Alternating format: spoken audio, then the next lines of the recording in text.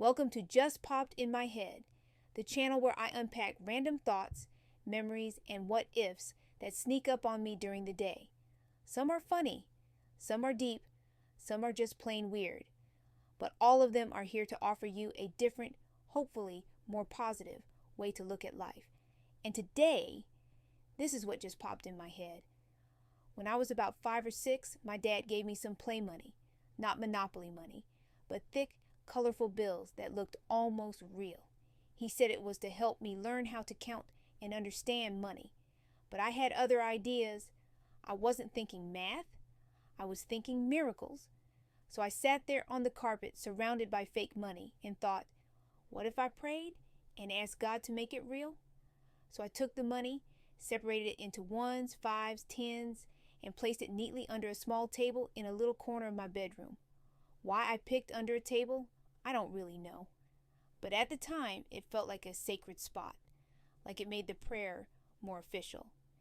Then I knelt beside my bed, looked at that colorful stack, and said an honest, heartfelt prayer. Dear God, please make this money real. I believe you can do it. And I meant it. Like, truly believed it. I went to sleep, hopeful, that night, absolutely convinced I was going to wake up to the best surprise of my life. I wouldn't be telling this story if God answered my prayer. But thinking back on it now, what would have happened if God actually answered that prayer? Like, imagine me, 5 years old, walking up to my parents holding hundreds of dollars in tens, 20s, and ones. What would they even think? Did I rob a store? Did I dig up treasure in the backyard? How do you explain that as a 5-year-old? I mean, the logic doesn't really hold up, but back then, I wasn't thinking about logic. I was thinking, this fake money could become real. Why not? And the funny part is, I didn't even know what I was going to spend it on. I just wanted it to be real. But here's the real question. If that had happened, would I have ever learned what money really means? Would I have understood how to earn it, save it, use it wisely, give it meaning? Or would I have just expected everything I wanted to magically show up? Now that I'm older, I can see it differently. God didn't turn the play money into real money. But maybe he turned that moment into something more valuable. He gave me a seed, a little spark of imagination, a little lesson in patience, a reminder that not all prayers get answered the way we expect. But that doesn't mean they're ignored. Sometimes the answer is not yet. Sometimes it's not this way. Sometimes it's just keep growing.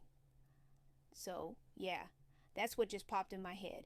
The day I tried to pray my play money into real money. And looking back, I'm kind of glad God didn't say yes, because what I got instead lasted a whole lot longer than candy or toys ever could.